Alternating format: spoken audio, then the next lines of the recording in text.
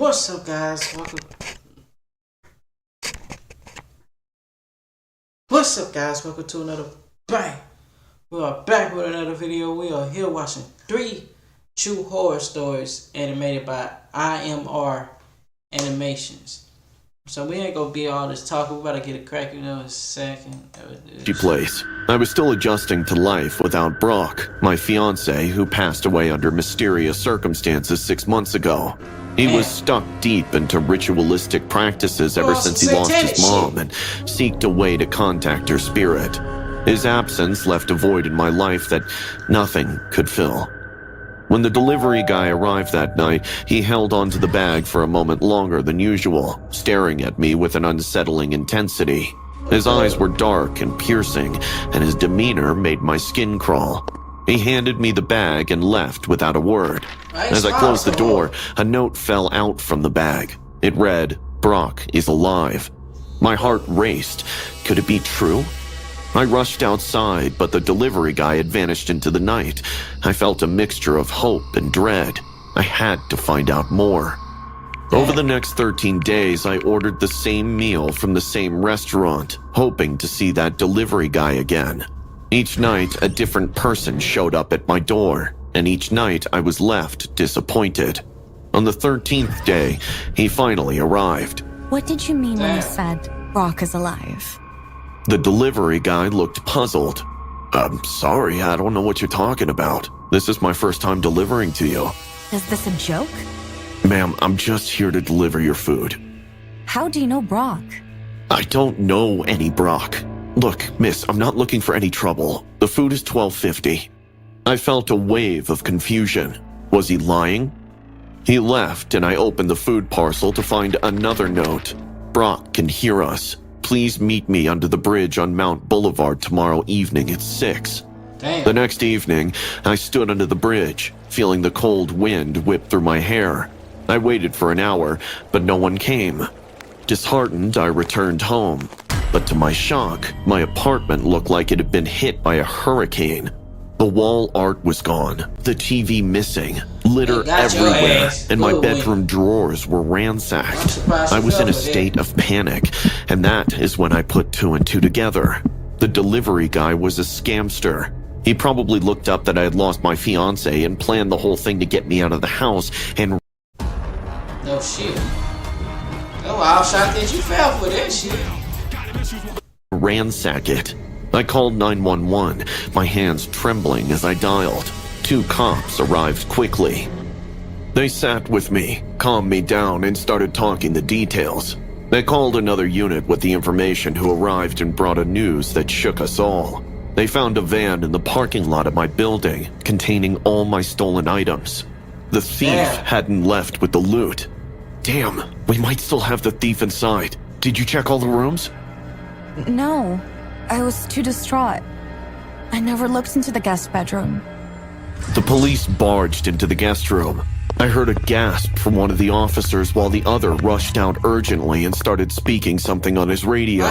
I peeked in and saw the thief lying dead on the floor, covered in blood and surrounded by shards of glass.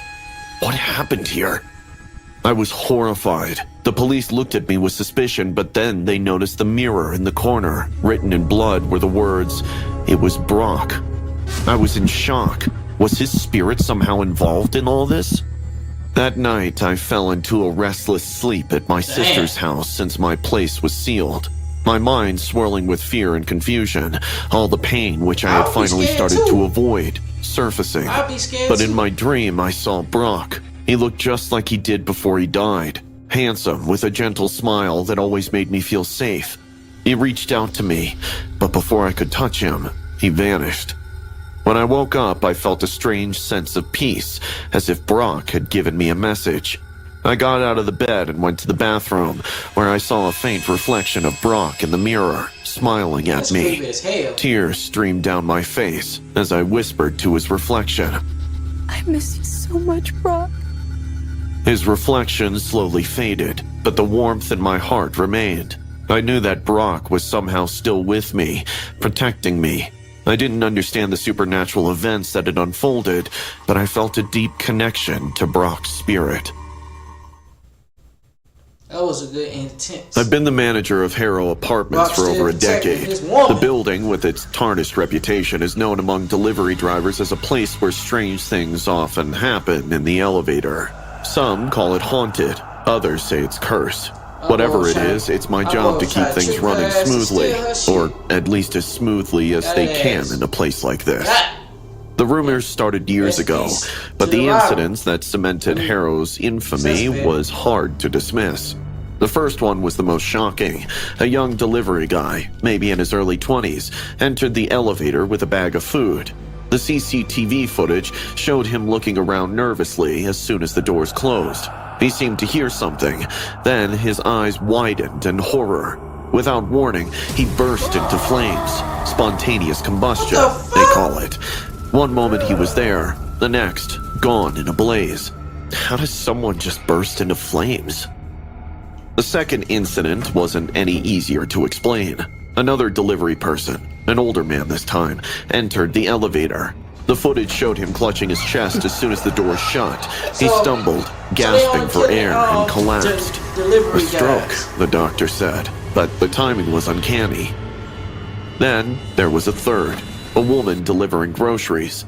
She entered the elevator, and as soon as the doors closed, she started screaming, her eyes fixed on something invisible in the corner. She banged on the doors, begging to be let out, then fell to the floor, dead from a heart attack. These incidents never happened to residents, only to delivery people. And not every delivery person, just some. And then came Bruce. Bruce was young and carefree. An extrovert. He'd give me a high five whenever he'd be delivering to one of the residents. We had spoken about the infamy of the elevators before, but Bruce was one of those who didn't believe in the stories. Young and brash, he dismissed the warnings as superstitions.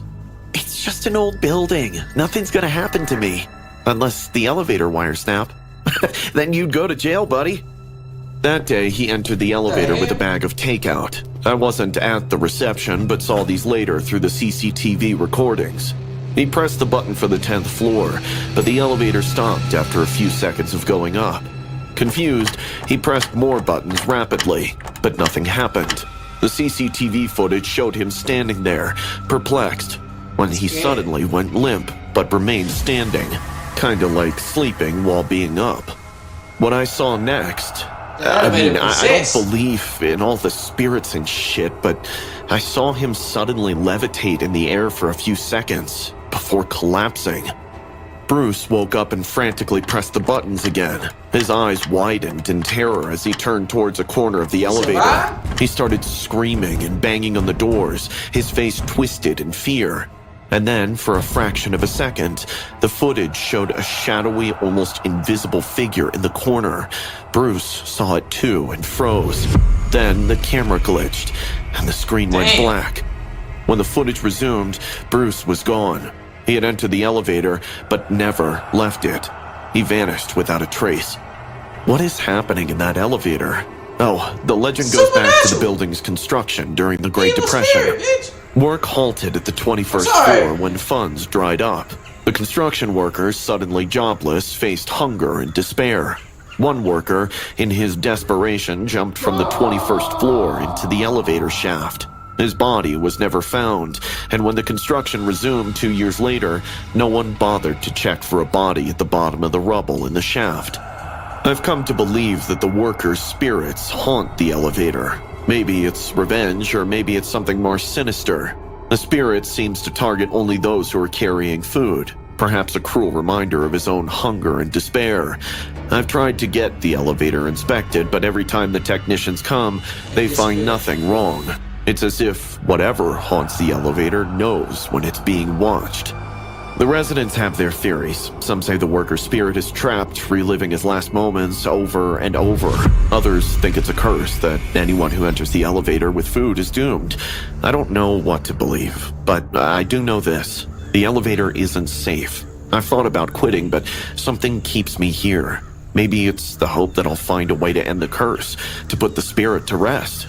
Or maybe it's the fear that if I leave, I'll never know what really happened. At Vistaprint, we print signs so people can see your brand up close. But we also print signs so that people can see your business here.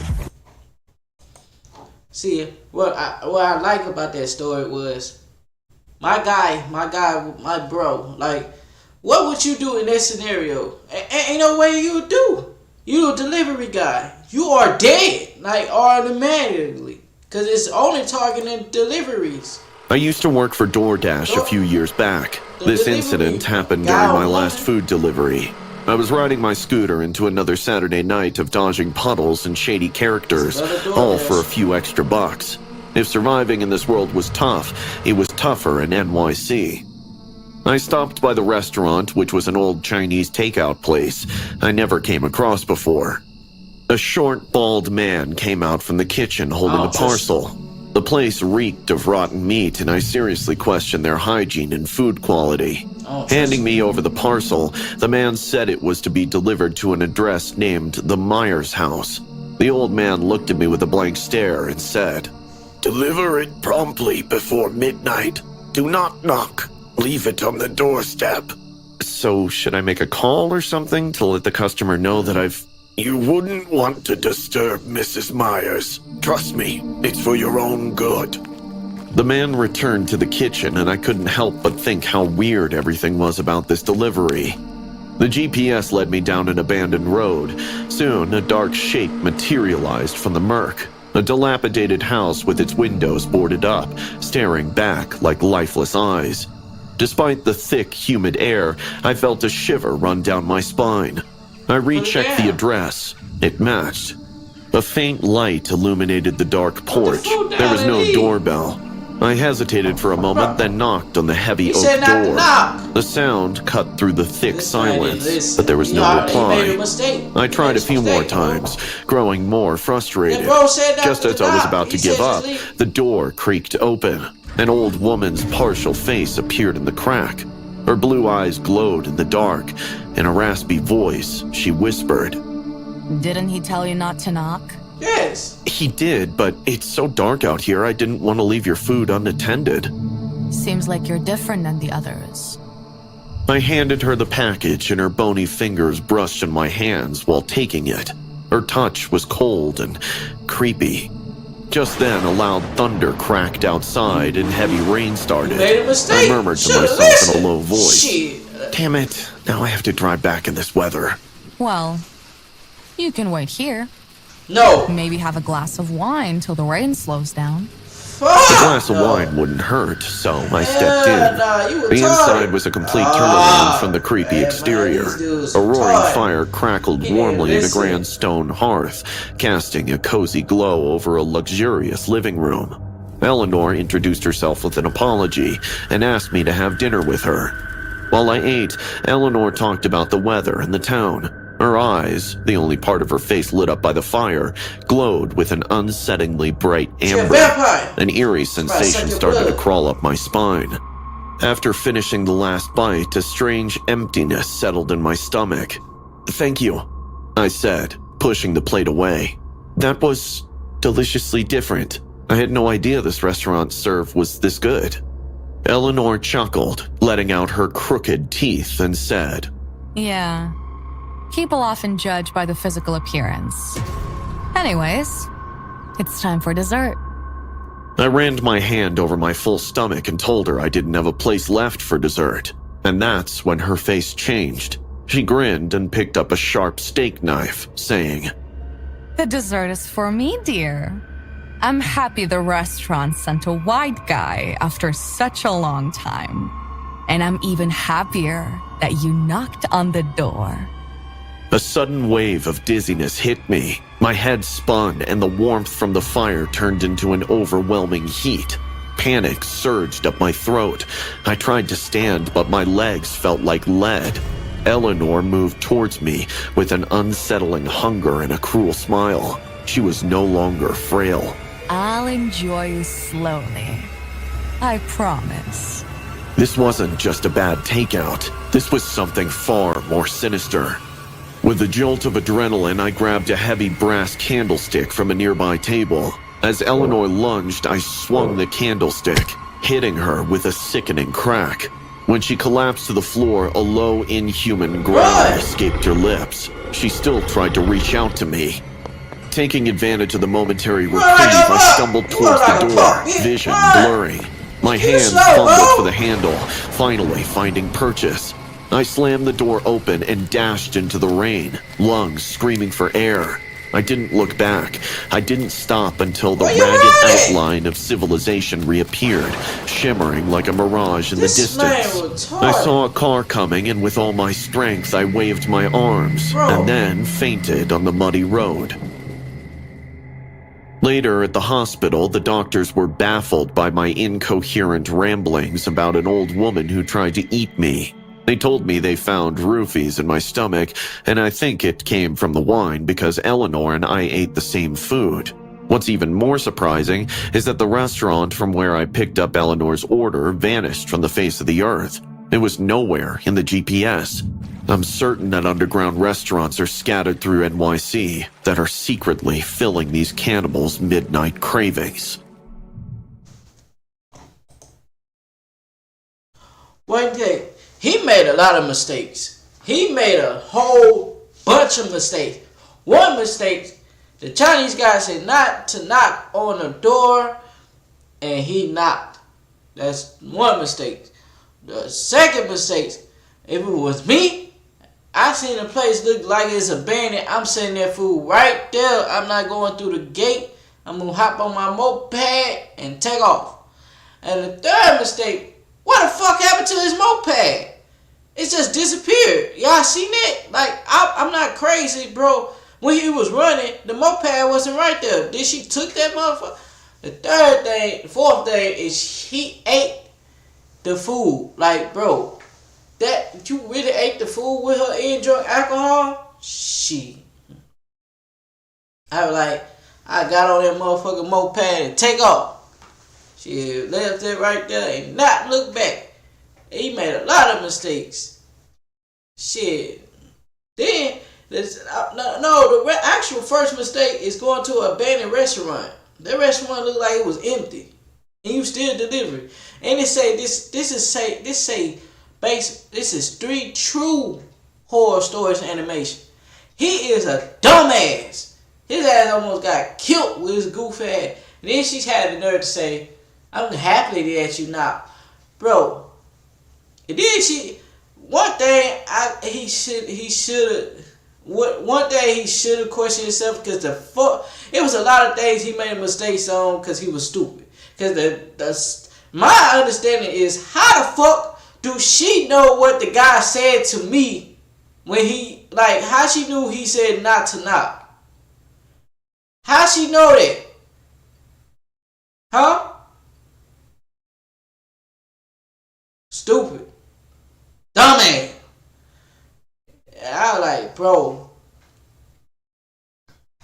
In this scenario, you always be aware of your surrounding. Like, bro, he made a lot of mistakes. He could have died, bro. Like, no bullshit. Alright, in the second story. Okay. The second story wasn't that bad, but it was crazy though. Like,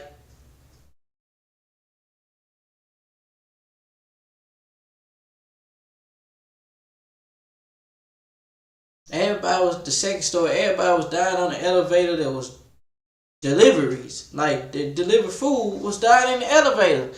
Like, the spirit didn't want them to get no of their food. Shit, you better go. That motherfucker said you better go to the restaurant and eat that shit at the restaurant. But, damn. That shit is tragic, bro. They didn't even catch the woman.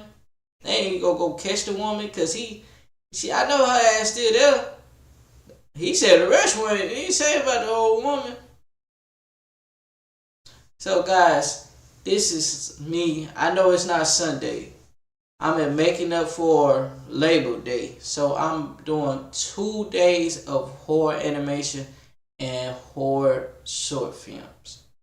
So, this is what this is for. I'm going to see y'all next time. BD out.